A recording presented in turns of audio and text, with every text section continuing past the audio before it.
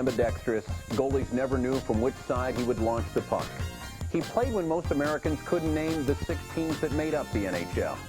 Because long before Wayne Gretzky globalized the game, Gordie Howe put it on the map. North American hockey was a game that combined skill and toughness, and certainly Gordie, on top of all his skills and toughness, was a dirty player and was admired for it. At the time he was playing, the great scorers were not giant men, and almost every one of them needed a protector, except Gordie Howe. He protected himself. The people who liked him, the people who rooted for him, said that Gordie never instigated a fight, but he was the greatest retaliator who ever lived. He had the most educated elbows in hockey. I'd gone up to Eddie Shack, and I told him he was doing a pretty good job looking after Gordie Howe. And I said, keep doing the same thing. And I said, if he starts giving you a rough time, I'm going to be right there tonight. All of a sudden, I turn around, and there's Louis got the gloves off, Gordie's got the gloves off, and away they went. He took a run at Gordie. He didn't know that Gordie had seen him out of the side of his eye. As Louis got next to him, Gordie turned and hit him flush in the nose. Knocked him dead cold. Smeared him. Life magazine got a picture of it. Lou's nose was on his left cheek. Gashed here from uppercuts. Gordie said the next day, you know, my knuckle hurts. I wonder what happened last night. When I said to Gordie, why did you sneak punch Fortunato? He said, sneak punch? He was coming up on me from behind. He didn't know that I had seen him. I didn't sneak punch him. He just wasn't ready for me. Gordie didn't go out of his way ever to just arbitrarily hurt people. That wasn't Gordie's MO. But if he felt a sense of injustice, that anger and that rage and that sense of, I'm going to make sure that there is a sense of order here, took over. And he can be cruel. I've seen him be vicious on the ice. I've seen him hurt people. I'm parked right in front there, you saw, Chuck, and I'm waiting for the Garvey to shoot the puck. And Mr. Howe broke my nose. My nose was straight. It went from left to right, about to the cheekbone. And he said to me, he says, kid, he says, in this league, you got to keep your head up. My first game was against Detroit. I made a pass, I'm watching my pretty pass, and I turn all of a sudden I'm on the ice. Gordie came across and he gave me a heck of a shot. I was 17 years old. He's going down the ice, and I lifted up the stick, and I took the puck. I'm skating along, and all of a sudden I feel this like this. And I turned around, and he said, don't ever embarrass me on the ice. And I had a cracked thumb, and I said, never again. We played one another 14 times. That was the schedule. So if there's any animosity whatsoever, I didn't have to get him now. I could get him later. Howe not only prevailed, he endured for 32 seasons over 5 decades, dominating a sport longer than any player in the 20th century. His 1,850 points are the second highest in NHL history. Gordie Howe played the entire game, the complete game. He would make more instinctively correct moves in one game than players would do in 3 months. I was immediately struck by how fluid he was, how graceful he was. Gordie scored goals, transitioning from a right-hand shot to a left-hand shot. His manual dexterity for a man his size was just incredible. Lou Boudreau was a friend of his. He went to the ballpark with the Indians. He said to Boudreau, I can hit Major League pitching. Boudreau says, you can't. He said, I'll have one of my better pitchers throw to you. The third ball the guy threw to Gordie, Gordie hit it almost out of the stadium. He was a specimen. Underneath his combative athleticism, Howe was a paragon of manly virtue. Warm, courteous, and kind, in the sedate precincts umpired by Emily Post. He'll come off after the game and shake hands with your wife, be very gracious, and the women go away saying, is that the same guy I saw out there just pummeling some guy a few minutes ago? Hockey players, most of them were farm boys from Canada. They had no great ideas that they were famous. They come in the National Hockey League, they have no great pretenses. Gordie represented a simple farm boy who had been blessed with an ability to play hockey. The factory workers, the people that 9-to-5 jobs, really took a liking to him. He was just one of them. He treated them just the same way. While Howe's unpretentious personality fit well in the Motor City, his rival Maurice the Rocket Richard enjoyed a similar intimacy in Montreal. Together, they carried the sport. Him and Rocket, Every building they went, just forget about it. I mean, people went banana when they see those two guys. Rocket Richard was the hero of what a kid wanted to play hockey. You saw more Montreal jerseys on the outdoor rinks in Ontario, Western Canada for years. Later on, you saw Redwing jerseys on these rinks outdoors because of number 9 Detroit. The power of the Howe Richard rivalry was also being felt in the U.S., and never more noticeably than on the night in 1963 when Gordie passed his foe with his 545th goal. McNeil coming up over the line. A pass to Howe. It just goes! Howe hits the lower corner, and there it is. A 20-minute ovation symbolized Howe's preeminence in hockey.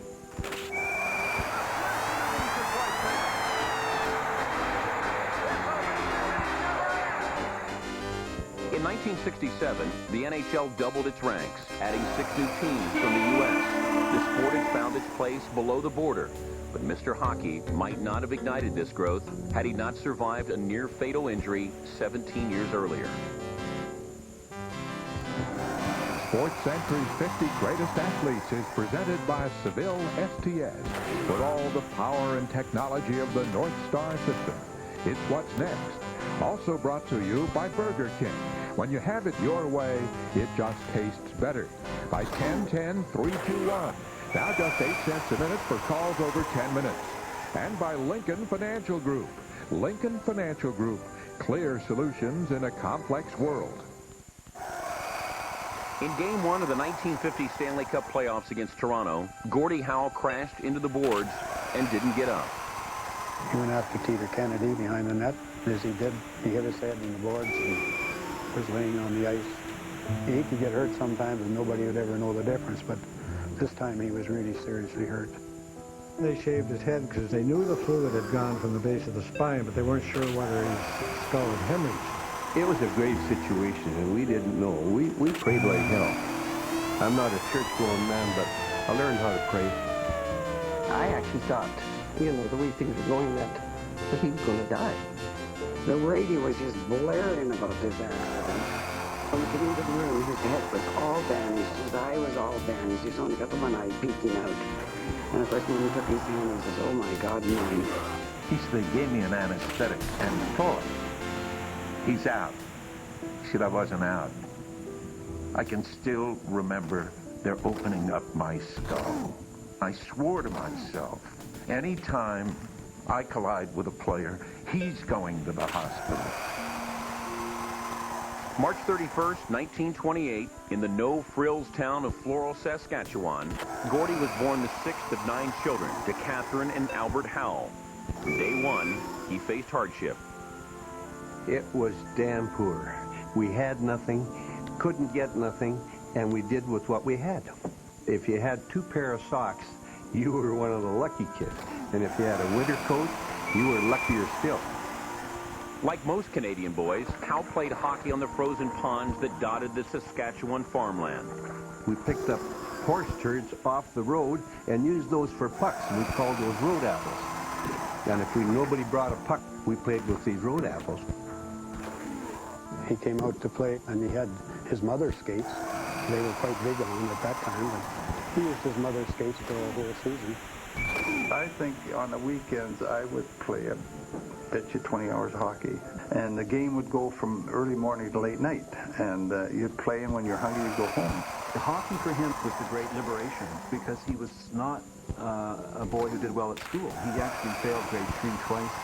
I remember going to a church, and it made me get up and read. And I didn't like that. I was very shy and to get up and that. And so I stopped going there in a hurry. He would hear the kids call him doughhead. Gordie took sanctuary from these kinds of insults with his mom. He was terribly heartbroken, you know, and I guess she just grabbed him and they both had a nice cry. His father, Ab, who at other times had called him backward and bashful and awkward and clumsy, said to him, "Gordie, don't take no dirt from nobody. You know, because if you do, they'll just keep putting it on top of you." In 1943, Gordie was invited to the New York Rangers training camp in Winnipeg. On his first trip away from home, the gangling 15-year-old delivered himself and not much else. You go to get your uniform, and I only had my skates. So I walked in and he said, what do you need? And I said, everything. And he said, what position do you play? And I said, everyone. He didn't know what it was like to put on a pair of shoulder pads. He was in with the other boys, and he just dropped the equipment at his feet, and he watched another lad across the dressing room put on his equipment piece by piece, and he copied him. The Rangers were not particularly impressed.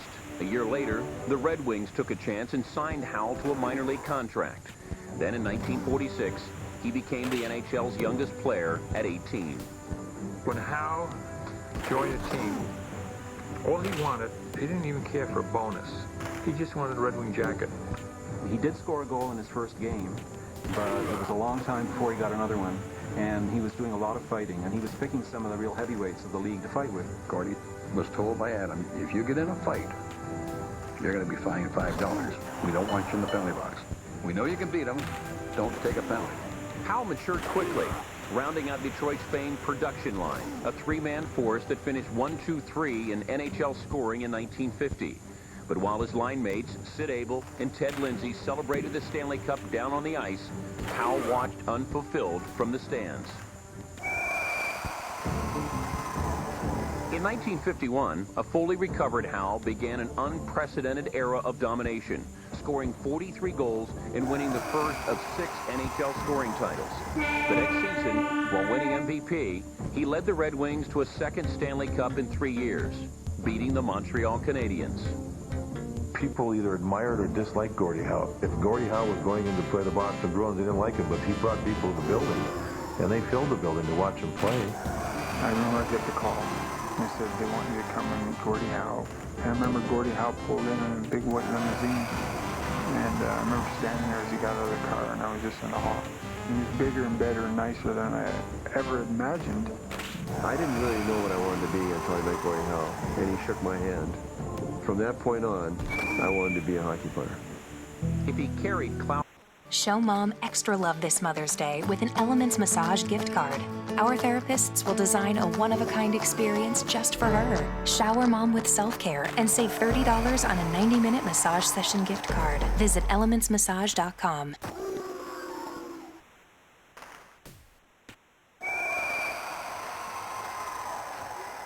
Out with the fans, Gordie Howe had little to say in the upper reaches of the NHL, where absolute authority went unchallenged. They looked on the owners and coaches like a religious man would look upon God.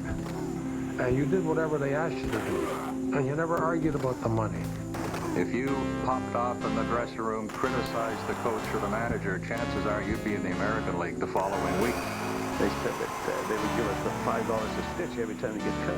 I remember getting cut a few times, and the doctor, I said to the doctor, how many stitches have I got? And he said, you got 5. I said, well, put 4 more in, okay?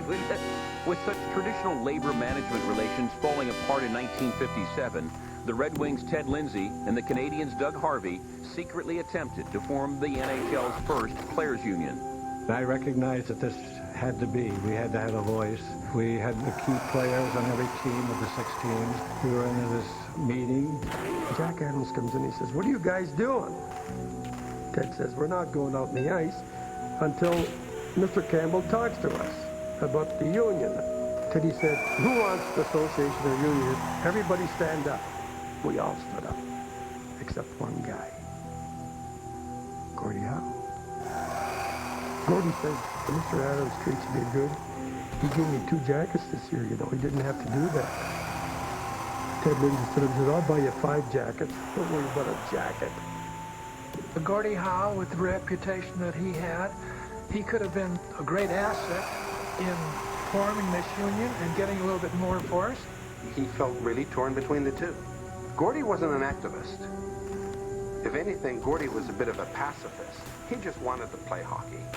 He didn't want to get involved in the politics of the game. I was so happy just to play the game, and I thought they were fair. Jack Adams, his son, you had a great year last year, so this year I'm going to give you an extra $1,000. I didn't argue.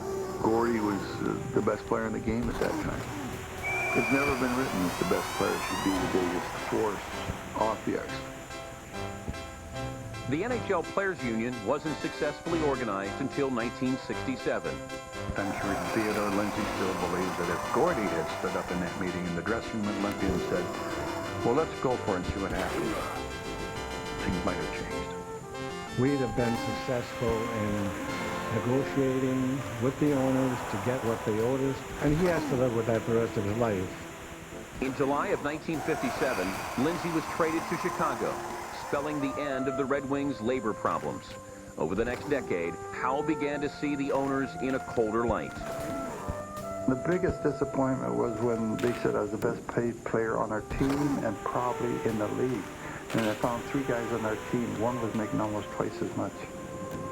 That hurts. There were players who would come into Jack Adams in those days, and they'd say, Jack, I feel that, I had a heck of a season last year. Don't you think I deserve a little more money this one? And Jack's standard answer was, hey, you know that Gordie Howe is only making this much money. That would put you over him. You can't do that. Gordie was a very naive young man. He believed everybody. He just took Mr. Adams for his word. From 1966 to 1969, the Red Wings were 14 games under 500, even though Howe remained among the league's top 5 scorers each season. Number 9, Gordie Howe. In 1971, at age 43, he retired, making no statements critical of ownership. Gordie said he simply had enough.